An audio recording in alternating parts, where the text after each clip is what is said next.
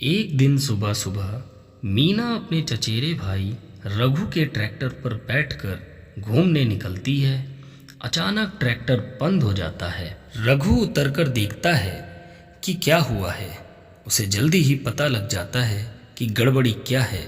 रघु मीना की मदद से ट्रैक्टर ठीक कर लेता है। रघु मीना को ट्रैक्टर को चालू करने की मामूली सी तरकीब सिखाता है।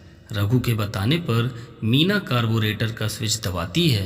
रघु इंजन चालू कर देता है और ट्रैक्टर चल पड़ता है। मिट्ठू भी यह तरकीब सीख लेता है। ट्रैक्टर चालू करते समय मीना के मुंह पर कालिख लग जाती है। मीना नई तरकीब सीखकर बहुत खुश होती है। घर पहुंचने पर दादी उसे डांटती हैं कि इतनी गंदगी कहाँ से लगा लाई। दादी मीना से कहती हैं कि वह खाने की टोकरी लीला भाभी के पास ले जाए। लीला भाभी वीरू चाचा के बेटे रवि की पत्नी हैं। रवि दूसरे शहर में काम करता है। लीला भाभी गर्भवती हैं। मीना दादी की भेजी टोकरी और साथ में बच्चे के लिए एक फल लीला भाभी को दे देती है। इससे लीला भाभी बहुत खुश होती हैं। घर में सबको बेसब्री से नए मेहमान का इंतज़ार है। वीरू चाचा को यकीन है कि उनके यहाँ पोता ही होगा। वे बार बार कहते हैं लड़का ही होगा, लड़का ही होगा। मीना को उनकी यह बात समझ नहीं आती। एक दिन वीरू चाचा अपने ट्रैक्टर के लिए कर्ज के बारे में नए मैनेजर से बात करने बैंक जाते हैं। मीना और मिट्ठू भी उनके साथ हो लेते हैं। मीना चाचा से पूछती है कि उन्हें लड़का ही क्यों चाहिए, आखिर लड़की क्यों नहीं। वीरू चाचा कहते हैं लड़का परिवार का मान बढ़ाता है। लड़के बहुत कुछ कर सकते हैं, बड़े होकर हर तरह की नौकरी कर सकते हैं और बड़ा आदमी भी बन सकते हैं। बैंक पहुंचकर चाचा वहां उपस्थित महिला श्रीमती खान से कहते हैं मैं मैनेजर से मिलना चाहता हूं। श्रीमती खान जवाब देती हैं जी हाँ, कहिए, मैं ही मैनेजर हूं। वीरू चाचा एकदम चौंक जाते हैं कि भला कोई महिला बैंक मैनेजर कैसे हो सकती है। कुछ दिन बाद मीना और उसकी दादी वीरू चाचा के घर जाते हैं। लीला भाभी बच्चे को जन्म देने वाली हैं। सब बहुत खुश हैं। दादी, माँ और चाची लीला भाभी के साथ कमरे में हैं। मीना और वीरू चाचा बाहर बेचैनी से बच्चे के जन्म का इंतज़ार कर रहे हैं। थोड़ी देर में चाची बाहर आकर खबर देती है लड़की हुई है। यह सुनकर वीरू चाचा की सारी उम्मीदों पर पानी फिर जाता है। मीना और मिट्ठू थोड़ी देर बाद वीरू चाचा के साथ ट्रैक्टर पर बैठकर रेलवे स्टेशन जाते हैं। वे नई बच्ची के पिता रवि को लेने जा रहे हैं।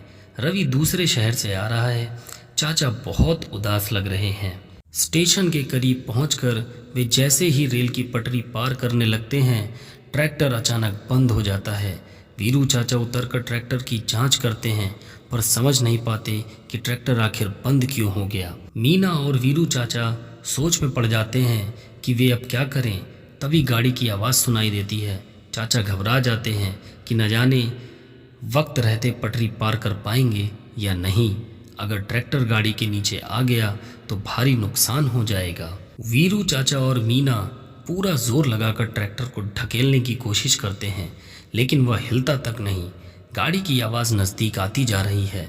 पता नहीं ट्रैक्टर को क्या हो गया, अब करें तो आखिर करें क्या। अचानक मीना को रघु की सिखाई तरकीब याद आ जाती है और वह मिट्ठू एक साथ बोलते हैं कार्बोरेटर, कार्बोरेटर। मीना स्विच वैसे ही दबाती है जैसे रघु ने सिखाया था और कहती है चाचा इंजन चालू करिए। तरकीब काम कर जाती है। एक दो बार कोशिश करने के बाद इंजन चालू हो जाता है। इधर ट्रैक्टर पटरी पार करता है और उधर रेलगाड़ी हवा से बातें करती हुई निकल जाती है।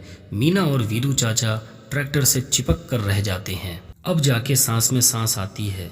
वीरू चाचा मीना को गोद में उठा लेते हैं। वे उसकी चतुराई से बहुत खुश होते हैं। मीना ने उन्हें बड़े भारी नुकसान से बचा लिया है। उन्हें महसूस होता है कि लड़कियां भी बहुत कुछ कर सकती हैं। स्टेशन पर अपने बेटे का स्वागत करते हुए वीरू चाचा एकदम बदल गए हैं। वह जोश से कहते हैं रवि बेटा, खुशखबरी है, हमारे घर बेटी हुई है। रवि भी यह सुनकर बहुत खुश होता है। कुछ दिन बाद सारा परिवार धूमधाम से खुशियां मनाता है। वीरू चाचा गर्व से पोती को गोद में उठाए भविष्य के सपनों में खो जाते हैं। वे सोचते हैं कि बड़ी होकर वह क्या क्या बन सकती है। वीरू चाचा जान गए हैं कि उनकी पोती बड़ी होकर शिक्षिका, डॉक्टर या फिर कारोबारी महिला या बैंकर या अपना घर बनाने वाली नारी कुछ भी बन सकती है। मीना ने दिखा दिया है कि लड़कियां कुछ भी कर सकती हैं।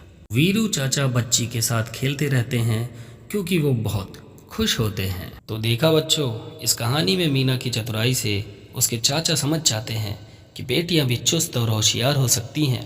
बेटे और बेटी के साथ एक जैसा व्यवहार करना चाहिए, क्योंकि जैसे बेटा मान बढ़ाता है वैसे ही हमारी बेटियां भी हमारा मान सम्मान बढ़ाती है।